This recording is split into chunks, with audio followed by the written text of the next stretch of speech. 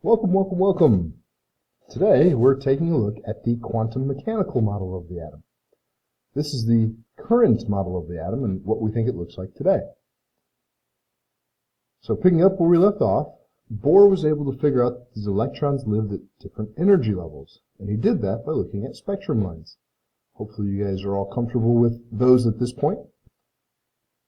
Problem was, his model broke down in trying to explain the more complex atoms with more and more electrons.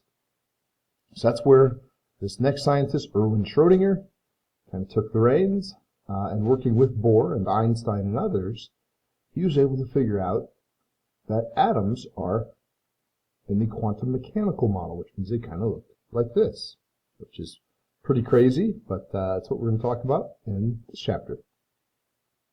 So our first major difference is that the quantum mechanical model proposes three-dimensional orbits for the electrons. So that's different than the solar system model, which was kind of two-dimensional, proposed by Bohr. So here are these three-dimensional orbits, and it's tough to tell that they're three-dimensional, but they're kind of lobes. You go on the x-axis, we're all familiar with that one, the y-axis, and the z-axis. That's an axis you might not be as familiar with, and it's tough to show on a two-dimensional paper, but the z-axis comes out of the page at you and goes back into the page away from you.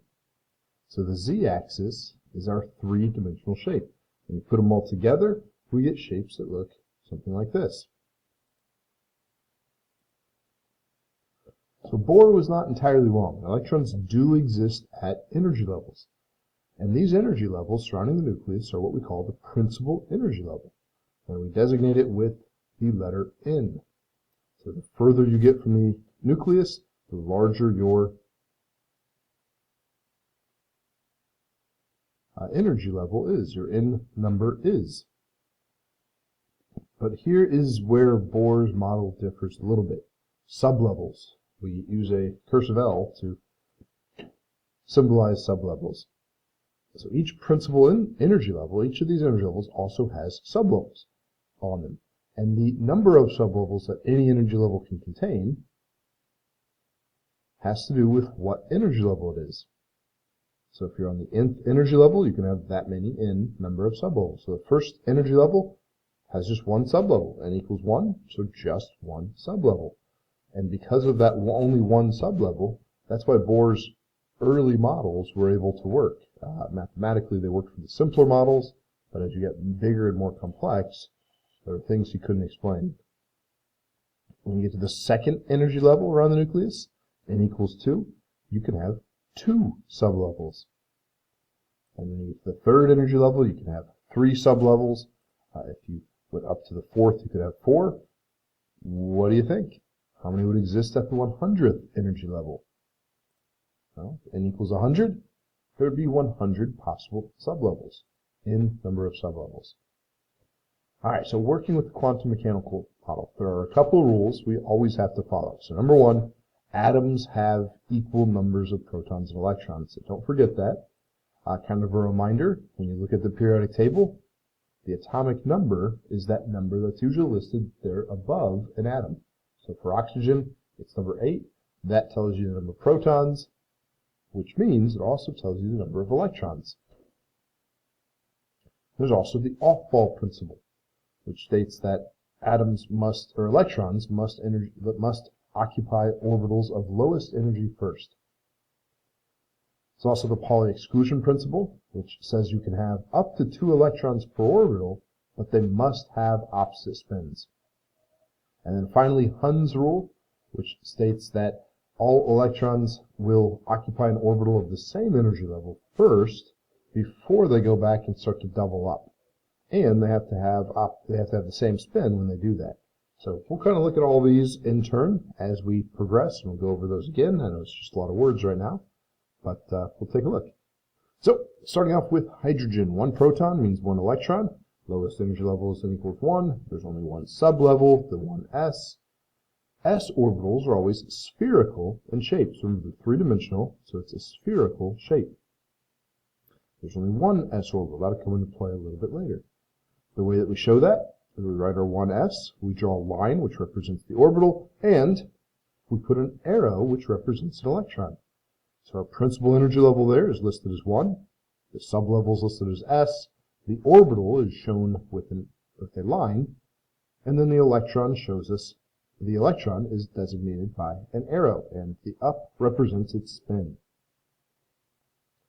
The electron configuration is 1s1.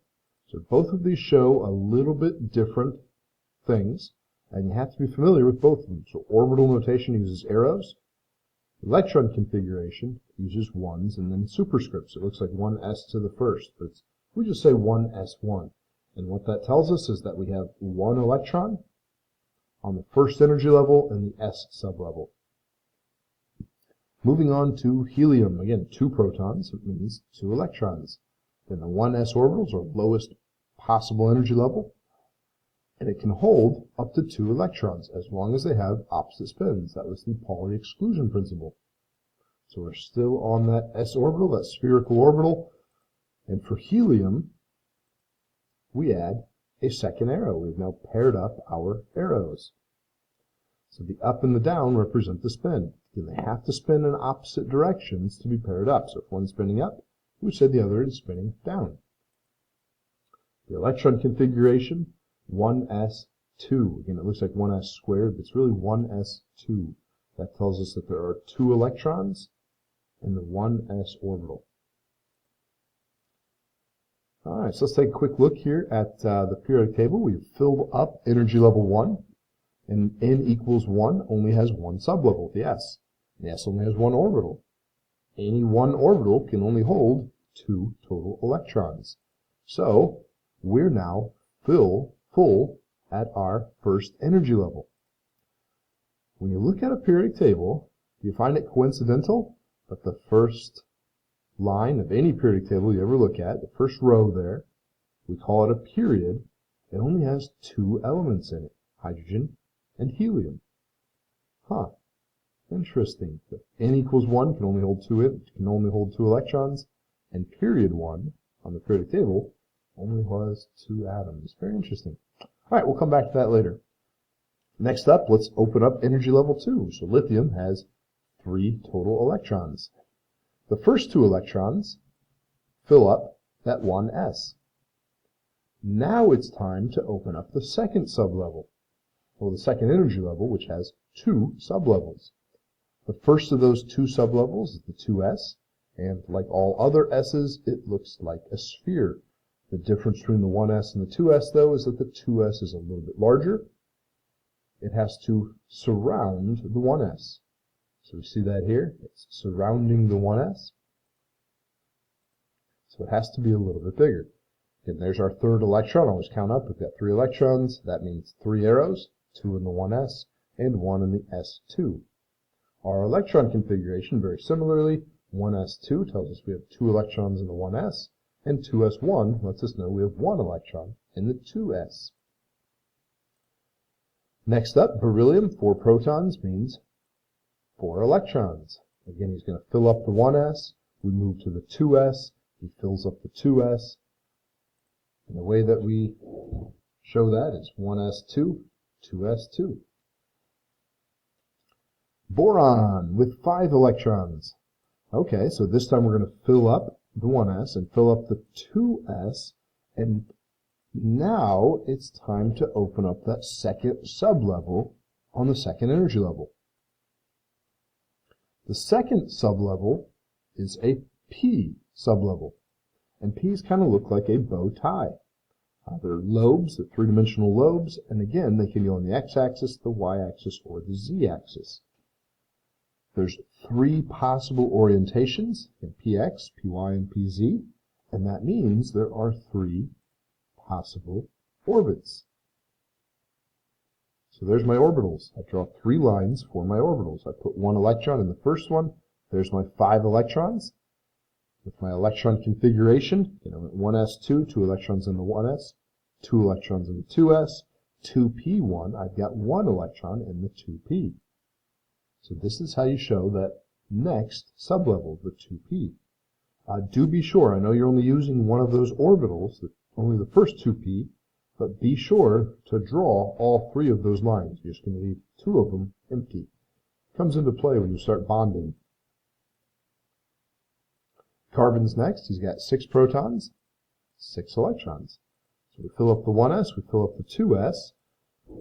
And again, these 3 2p orbitals, they represent the 3 different configurations that p orbital can have. Left to right, up to down, forward and backwards. Alright, so there's the 5th electron. The 6th electron, a little bit of a trick here. Hund's rule says we don't pair them up unless we fill all the equal energy levels first. So all 3 2p's are of equal energy.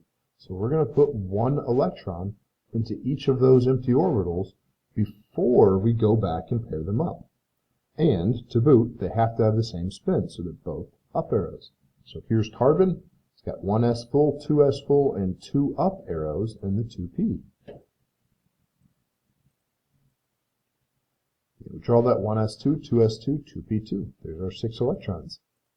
Nitrogen, 7 electrons. So up arrow, down arrow, up arrow, down arrow. There's 3 2p's, up arrow, up arrow, up arrow. Again, fill all those empty orbitals before you come back and start to pair them up. Electron configuration, 1s2, 2s2, 2p3. Oxygen with 8 electrons. Fill up the 1s, fill up the 2s, we get to the 2p, and voila, now we go back and pair up. We filled up every 2p with 1 electron, so that 4th electron in the 2p, he's going to be the first one to go back and pair up.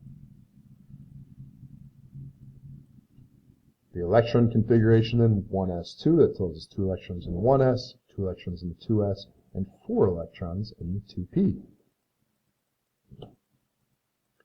Fluorine, again, you should be getting the hang of it by now. Got 2 pairs of electrons in fluorine. And neon.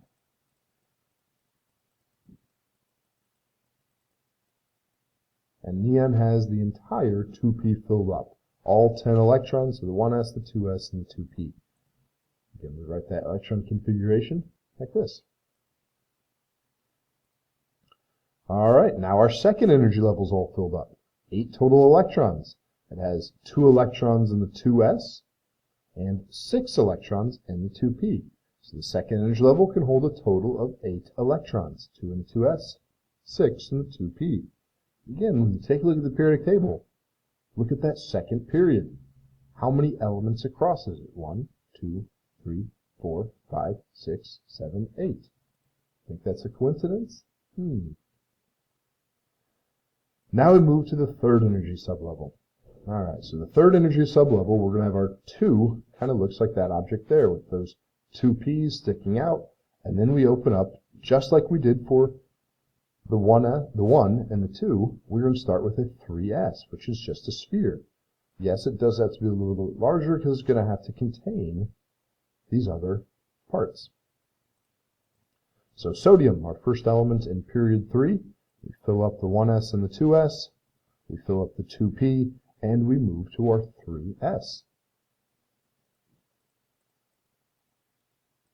Magnesium, same thing.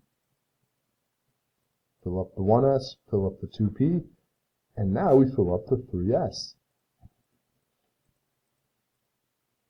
So that third energy sublevel starts off just the same as the 1 and the 2 with an s orbital. Then, just like we did with the second energy level, we move from an s to a p. So following the 3s is the 3p. So aluminum, here we are, we're going to fill up the 2p, we're going to fill up the 3s, and we'll move to 3p. Again, draw all 3 orbitals, even if you aren't using all 3 orbitals. Got to show your empty orbitals as well.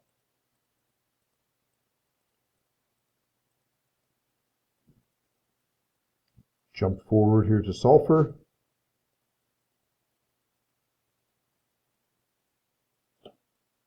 And again, we're showing Hund's rule here, up arrow, up arrow, up arrow, before we start to partner them up. And tomorrow, we'll jump from the 3p to the 4s. That pattern gets a little bit more crazy after that. But for now, hopefully you guys can figure out the pattern. Take a look. We'll see you later.